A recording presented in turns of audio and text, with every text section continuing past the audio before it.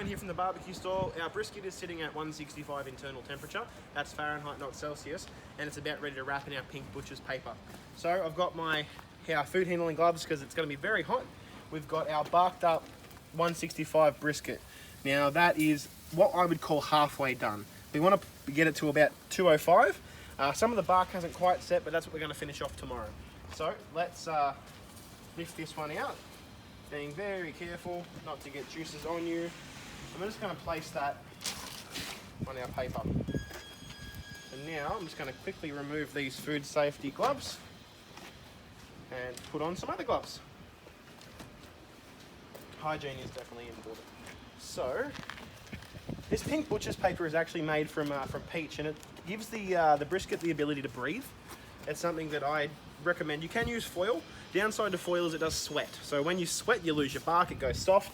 You're not going to achieve that crispy outside, which is really what you want. You want a nice crispy bark, and then you want to have the nice soft meat on the inside. So what we're going to do is we're just going to fold over here. I'm going to press the edges down a little bit. And let that fold back.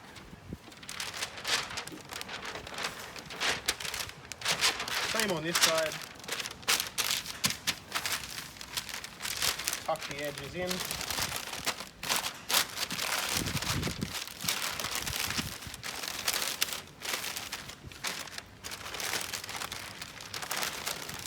then we're just going to pinch it closed.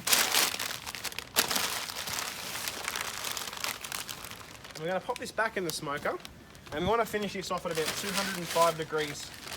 I'm going to give myself a nice little space there. I'm going to tuck that paper back in, and I'm going to finish off some wings in here. So I'm going to give that a bit of a quick scrub to get rid of the rub that's dropped off, and we'll be back in action a bit later on today. Thanks, guys.